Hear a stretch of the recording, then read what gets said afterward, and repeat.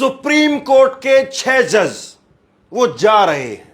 कहां जा रहे हैं, क्यों जा रहे हैं, खबर को सुनिए और समझ जाइए। सुप्रीम कोर्ट के 6 जज जा रहे हैं और नरेंद्र मोदी बहुत बुरी तरह से फंस गए हैं। और सुप्रीम कोर्ट के जज जब जा रहे हैं तो नरेंद्र मोदी सरकार पर वो करारा तमाचा पड़ने वाला है जो मत पूछिए आप। सुप्रीम कोर्ट के 6 जज मणिपुर जा रहे हैं। 22 मार्च को तय हो गया है सुप्रीम कोर्ट के मौजूदा 6 जजों का एक पैनल वो मणिपुर का दौरा करेगा।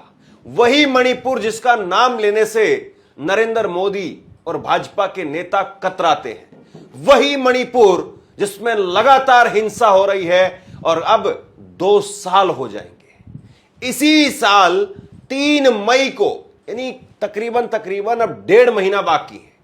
1.5 महीने के बाद में 2 साल पूरे हो जाएंगे मणिपुर में हिंसा और आगजनी के। सैकड़ों लोग मारे गए, हजारों लोग विस्थापित हो गए, लेकिन नरेंद्र मोदी आज तक मणिपुर नहीं जा पाए। और आज खबर निकल करके सामने आई है कि 6 जजों का पैनल वो मणिपुर जा रहा है।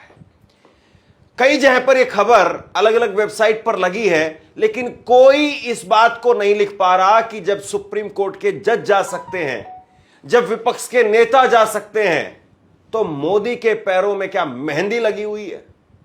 क्यों मोदी नहीं जा रहे हैं वहां पर? क्यों प्रधानमंत्री नहीं जा रहे हैं? और क्या प्रधानमंत्री को नहीं जाना चाहिए? जब वो इन 2 सालों के दरमियान, जब लगातार मणिपुर में आग लगी हुई है, हिंसा है, तोड़फोड़ है, आगजनी है, महिलाओं के साथ बर्बरता की गई, लोगों को मार दिया गया, इस 2 साल के दरमियान नरेंद्र मोदी दर्जनों बार विदेश यात्रा पर चले गए। तो यहां पर मणिपुर जाने में कौन से कांटे चुभते हैं उनको?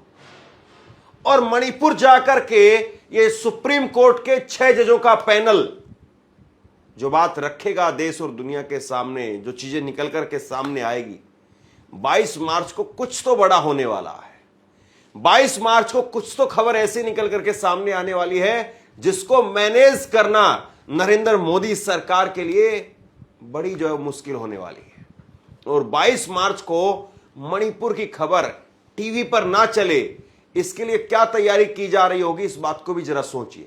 कौन सा बड़ा इवेंट, या 22 मार्च को कौन सा बड़ा, आप जानते हैं कंट्रोवर्सी कहां पर क्या खड़ी की जाएगी कि किसी भी तरीके से मणिपुर की खबर, सुप्रीम कोर्ट के जजों का दौरा वो फीका पड़ जाए या वो सुर्खियों में ना आए। इसके लिए कहीं ना कहीं कुछ न कुछ तो तैयारियां जरूर चल रही होंगी। खैर, मैं खबर आपके सामने रखता हूं। हिंसा पीड़ितों की मदद के लिए मणिपुर जाएगा सुप्रीम कोर्ट के जजों का दल। विस्थापित लोगों की दिक्कतें सुनेगा। नरेंद्र मोदी दिक्कतें नहीं सुन सकते हैं, नरेंद्र मोदी मणिपुर नहीं जा सकते हैं, या नरेंद्र मोदी को जाना नहीं चाहिए। सुप्रीम कोर्ट के 6 जज जाएंगे मणिपुर, लेंगे रिलीफ कैंपों का जायजा। हिंसा से निपटने की निकल सकती है राह। तो मोदी साहब, आपके पैरों में कौन सी मेहंदी लगी हुई है? आपके पैरों में कौन से कांटे चुभ रहे हैं मणिपुर जाने में? मैं सीधा और तीखा सवाल पूछ रहा हूं, क्योंकि मणिपुर को लेकर के मुझे लगता है कि जब सुप्रीम कोर्ट के जजों को भी वहां जाने की जरूरत महसूस हो रही है, तो क्यों नहीं हम एक चुनी हुई सरकार के मुखिया से पूछें, हम मणिपुर में डबल इंजन की सरकार चलाने वाली पार्टी के नेता से पूछें कि आप क्यों नहीं गए मणिपुर? क्या आपकी जिम्मेदारी नहीं है? क्या आपको जाना नहीं चाहिए था? क्यों नहीं गए मणिपुर आप? जब आप दुनिया भर में ढोल पीटते हैं कि हमने रूस यूक्रेन को लेकर के वॉर रुकवा दी, जब ये कहते हैं कि हम शांति के पक्ष में हैं, तो अपने देश में शांति कौन पैदा करेगा? अपने देश में शांति कौन लेकर के आएगा? अपने ही देश में एक हिस्से में अगर आग लगी हुई है, हिंसा है, आगजनी है, तोड़फोड़ है, दंगे हैं, महिलाओं की इज्जत आबरू को लूटा जा रहा है, तो उसके लिए कौन खड़ा होगा? उसके लिए कौन बोलेगा?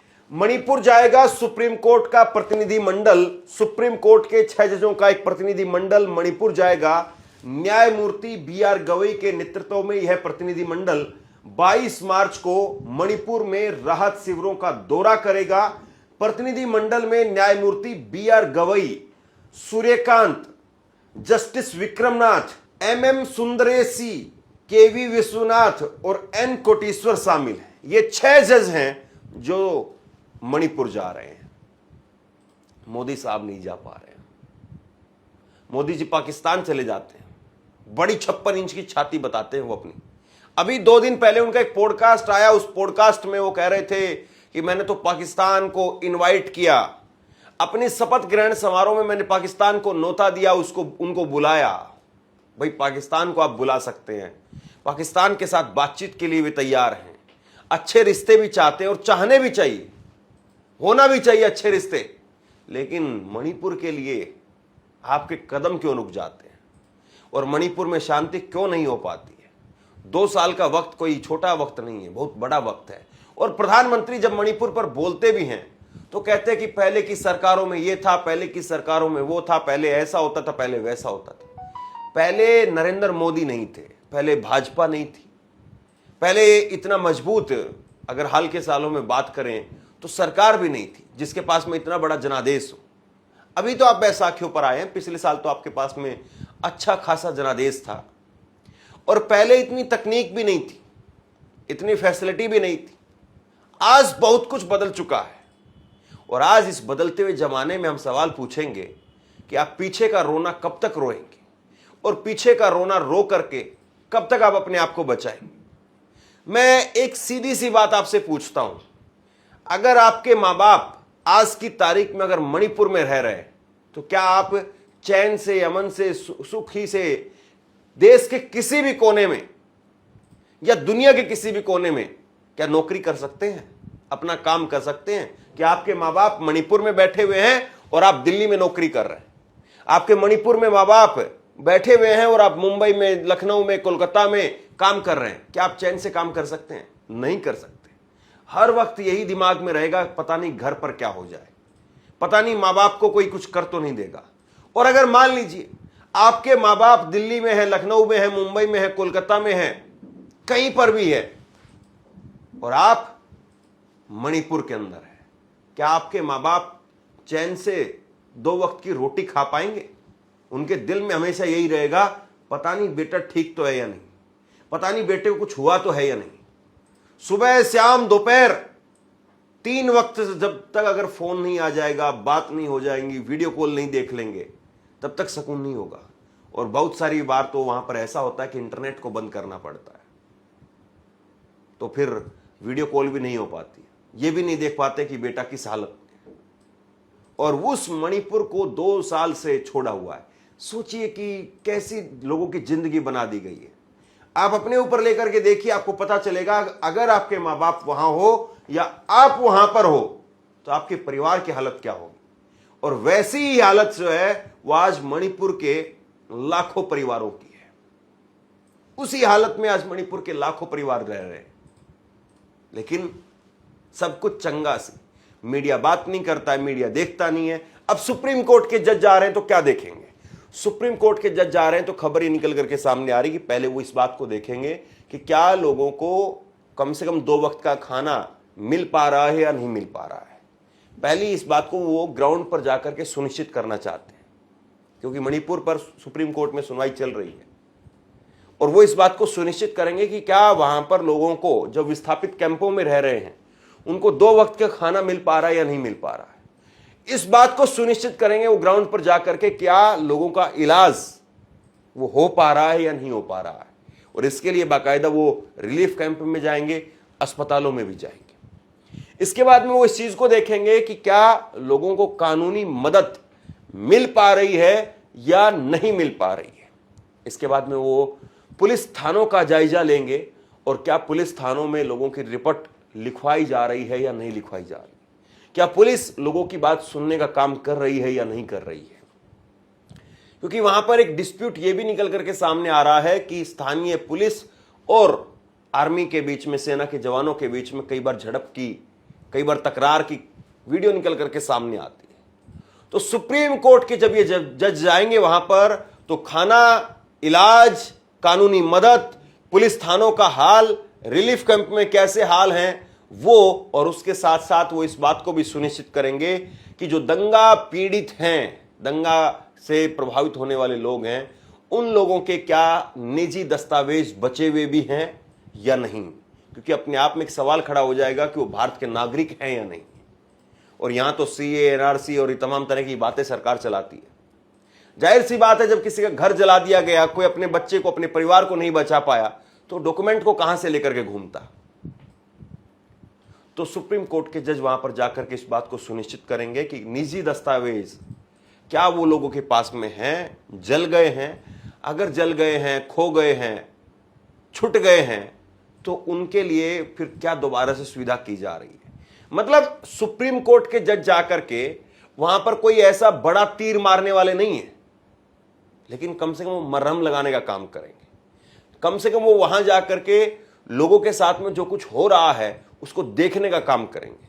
कम से कम वो वहां जाकर के ये सुनिश्चित करेंगे कि हां, लोगों को जो बेसिक सुविधाएं हैं वो जरूर मिले।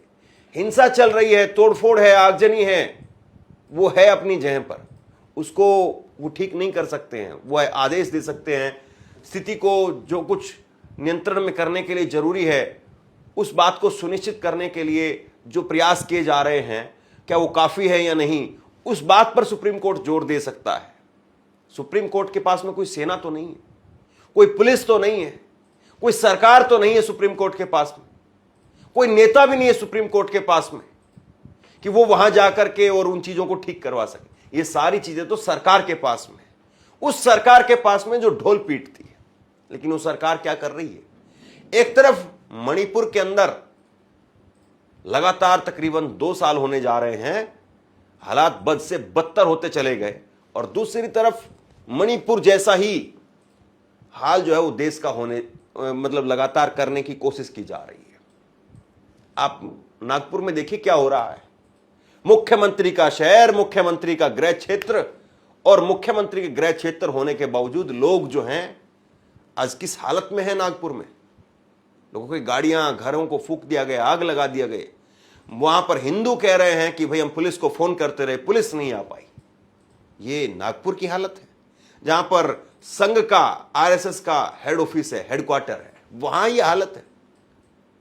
तो भाजपा की सरकार जो कानून व्यवस्था की बात करती है, नरेंद्र मोदी जो कहते हैं कि डबल इंजन की सरकार बनाओ, मजबूती मिलेगी, डबल इंजन की सरकार बनाओ, केंद्र से मेरा सीधा सपोर्ट, सीधा साथ आपको मिलेगा, वो नरेंद्र मोदी की बातें, वो नरेंद्र मोदी के जुमले, वो हम सबके सामने है। अब सुप्रीम कोर्ट के जज जा रहे हैं, तो कम से कम इस बात की उम्मीद होनी चाहिए हम सबको कि वहां के लोगों को कम से कम एक तसल्ली सबसे पहले फौरी तौर पर जिस बात की जरूरत है। कोई कुछ नहीं कर सकता है तो कम से कम ये तो कह सकता है ना कि मैं तुम्हारे साथ हूं, मैं तुम्हारे साथ खड़ा हूं। ये कहना भी, ये सुनना भी उन लोगों के लिए बहुत है, और उसके बाद में आगे काम करने की जरूरत है। बहरहाल सुप्रीम कोर्ट के जज जा रहे हैं। मोदी बुरी तरह से फंस गए हैं, क्योंकि यह काम नरेंद्र मोदी को करना चाहिए था। यह हालात यहां तक नहीं आने चाहिए थे, लेकिन हालात यहां तक कैसे आए, क्यों आए, और अब इंतजार इस बात का कीजिए कि 22 जनवरी को जब सुप्रीम कोर्ट के 6 जज मणिपुर में होंगे, तो उस वक्त में टीवी पर यह खबर ना चले, इसके लिए कौन सा प्रपंच किया जाएगा। इस बात को जरूर सोचिए, क्योंकि मैं इस बात को कोई आशंका व्यक्त करते हुए नहीं कह रहा हूं, मैं इस बात को पुराने ट्रेंड देख करके कह रहा हूं। जब जब कोई बात होती है, जब जब कोई ऐसा मोमेंट होता है, खास मोमेंट, तो उस वक्त में कुछ न कुछ ऐसी चीज करवा दी जाती है कि वो सारा अटेंशन उस तरफ चला जाता है। महाराष्ट्र के अंदर एक मंत्री का इस्तीफा हुआ था, मंत्री बुरी तरह से फंसा हुआ था, इस्तीफा देना पड़ा मंत्री को अभी अभी नई नवेली सरकार के अंदर, क्योंकि वहां पर एक किसान की हत्या कर दी गई थी। सरकार फंस गई थी, वहां पर बैकफुट पर थी, और अचानक से औरंगजेब प्रकट हो गए। जो आदमी 1707 में मर गया, जिस आदमी की कब्र जो है वो भी पक्की नहीं है, 13 रुपए में जिसकी कब्र बनी, उसको उसकी कब्र से निकाल करके खड़ा कर दिया गया है, और उसी औरंगजेब पर बहस हो रही है। तो इसीलिए मैं कह रहा हूं कि मणिपुर में जब 22 तारीख को सुप्रीम कोर्ट के जज जाएंगे, तो हम इस बात को भी देखेंगे कि जज वहां पर क्या कहते हैं, जजों की तरफ से वहां पर क्या कुछ किया जाता है, और यहां पर टीवी में, मीडिया में उन खबरों को कितनी जगह मिलती है, या कुछ और चला करके उनको केवल ढक दिया जाता है। आप क्या सोचते हैं नीचे कमेंट बॉक्स में लिख करके जरूर बताइए। इस वीडियो को शेयर कीजिए और इसी तरह की तमाम खबरों के लिए ऑनलाइन न्यूज इंडिया को सब्सक्राइब कीजिए। आपका बहुत बहुत धन्यवाद।